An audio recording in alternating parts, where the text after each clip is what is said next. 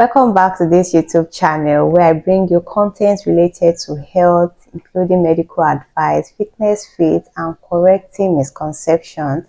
In today's episode, I'll be taking you through an interesting topic, which is peptic ulcer disease. I'll be taking you through the cause, the signs and symptoms, the treatment, and the prevention. Peptic ulcer is a break in the mucosal lining of the stomach and the first part of the duodenum.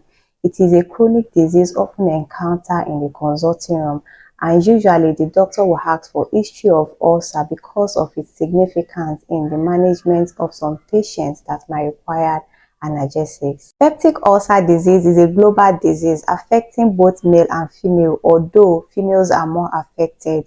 There are no single cause to peptic ulcer, but it has been found out that peptic ulcer disease occurs as a result of imbalance between the defensive factors such as mucus production, bicarbonate, prostaglandin, and the aggressive factors such as non-steroidal anti-inflammatory drugs, H. pylori, and alcohol. In peptic ulcer disease, the aggressive factors are acting more, thereby leading to cell injury and then to ulcer.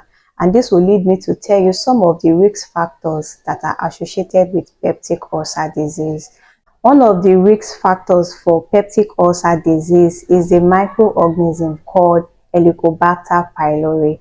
It is a microorganism usually contracted through infected foods and drink, and this microorganism has been linked to peptic ulcer that are recalcitrant to conventional treatment and also gastric cancer. Another risk factors for the development of peptic ulcer disease is the use of non-steroidal anti-inflammatory drugs like ibuprofen, diclofenac, piroxicam. They come in different forms. They are usually used as painkillers. Prolonged use of these drugs will lead to disruption in the mucosal barrier of the stomach and the small intestine, especially when used in older age group, or they are used for a prolonged number of days, or they are used in high dose. Another risk factors for the development of peptic ulcer includes lifestyle like the use of tobacco, excessive consumption of carbonated drink, caffeine containing drinks, and alcohol. Severe physiological stress like burn, head injury, multiple trauma has also been linked to the development of peptic ulcer. It has also been found out that peptic ulcer disease is genetic. As in a study, 20% of the people that were under the study have family history of peptic ulcer. It is also found out that people with blood group O are more susceptible to having this disease. Other risk factors include prolonged fasting and excessive use of steroids. The diagnosis of peptic ulcer disease is through endoscopy. This is a procedure where an instrument is passed into the stomach through the mouth. It is usually a discomforting procedure. However, there are some signs and symptoms that may be a pointer to peptic ulcer disease. This includes things like epigastric pain, which is usually sharp or burning.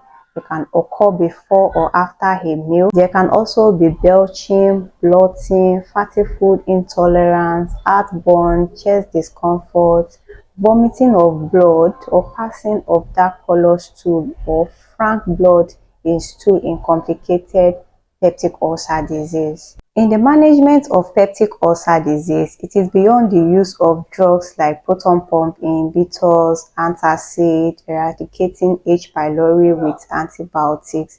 It's also involved that you have to avoid the precipitants such as alcohol, excessive steroid use of non-steroidal anti-inflammatory drugs, alcohol, fatty food, some people carbonated drinks.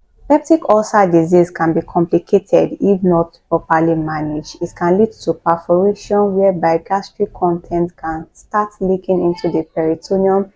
It can lead to severe bleeding that might warrant blood transfusion.